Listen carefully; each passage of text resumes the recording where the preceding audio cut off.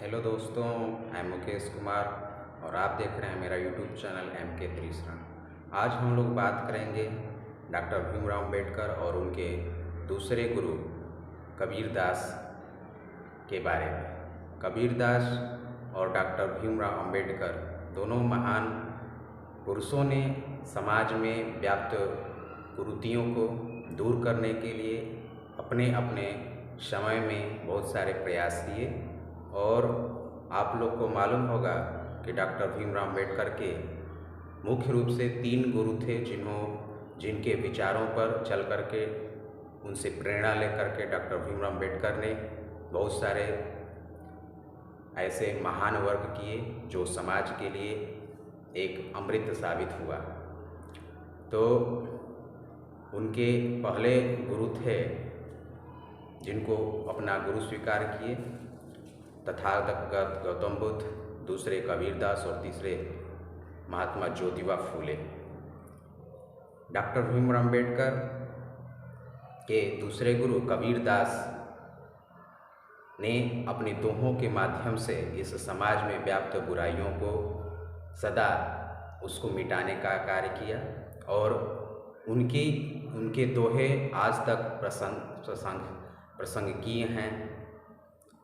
अक्सर डॉक्टर भीमराव अम्बेडकर हमारे देश के राष्ट्र निर्माता, उनकी एक दोहा जो अक्सर गुनगुनाया करते थे, वो दोहा है, कबीरा कहे ये जग अंधा, कबीरा कहे ये जग अंधा, सीधी जैसी गाय बछड़ा था सो मर गया, सीधी जैसी गाय बछड़ा था सो मर गया, झूठी जाम चटाए, कबीरा कहे ये जग अंधा, कबीरा कहे ये जग अंधा।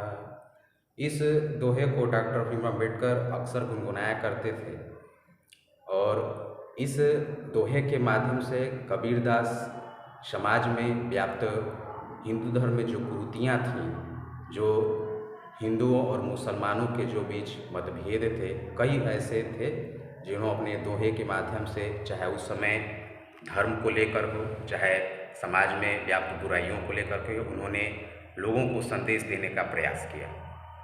इस दोहे के माध्यम से कहा गया है कि जिस प्रकार एक सीधी गाय, जो एक विवेकहीन पशु है, जब उसका बछड़ा मर जाता है तो उसके मांस के पुतले में भूसा भर करके उसको सामने खड़ा कर दिया जाता है।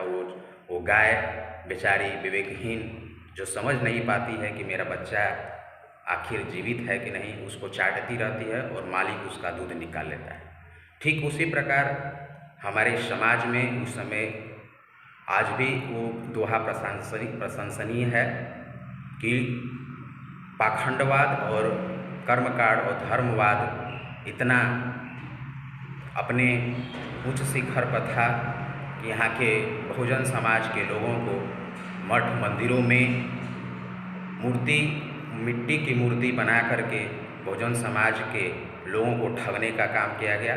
पाखंडवाद को इतना बढ़ाया गया कि जिस प्रकार सीधी गाय जो है मरे हुए बछड़े के चमड़ी के पोथले में भूसा भर करके उसका दूध निकाला जाता है, उसी प्रकार बहुजन समाज के लोगों को पाखंडवाद के नशे में लिप्त करा करके ये जो पाखंडवाद के चलते यहाँ के बहुजन समाज के लोगों के दूध रूपी धन को निकालने का ये एक षड्यंत्र रचा गया और ये सदियों से होता रहा।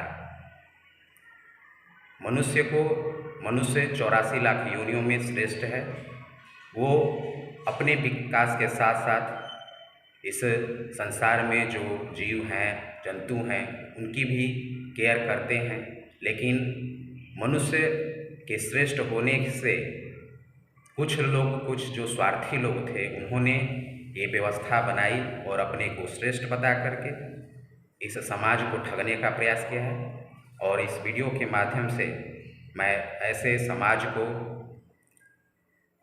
ये संदेश देना चाहता हूँ कि आप लोग सच्चाई को समझिए और समाज कल्याण में अपने हाथ को बैठाइए।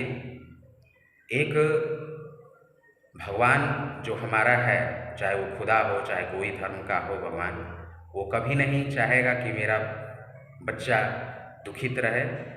तो आप दुखी जो उसके अलाभकारी हैं, जिसको नहीं उपलब्ध है, उसको आप अपना धन या समय कुछ भी दे करके उनकी सेवा कर सकते हैं। भगवान उस पर खुश रहेगा, न कर कि भगवान के नाम पर बहुत सारा चढ़ावा दे करके। भगवान इस पे नहीं खुश होगा। और बहुत सारे ऐसी चीज़ें हैं जो मनुष्यों को समझना चाहिए, किसको क्या ज़रूरत है, किसको क्या नहीं ज़रूरत है, वो खुद भली भांति जानता है। कहने का तात्पर्य ये है कि कबीरदास और डॉक्टर भीमराव अम्बेडकर इस दोहे के माध्यम से समाज को ये संदेश देना चाहते हैं कि आप पखंडवाद से दूर रहिए, वैज्ञानिक और तर्क बातों को मानिए, और जो समाज में व्याप्त बुराइयां हैं उनको त्यागने का प्रयास कीजिए और लोक कल्याण में अपने समय, धन, बल को लगाएं ताकि ये समाज विकसित हो सके। और इसी के साथ मैं अपनी वाणी को विराम देता हूँ।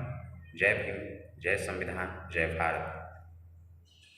धन्यवाद।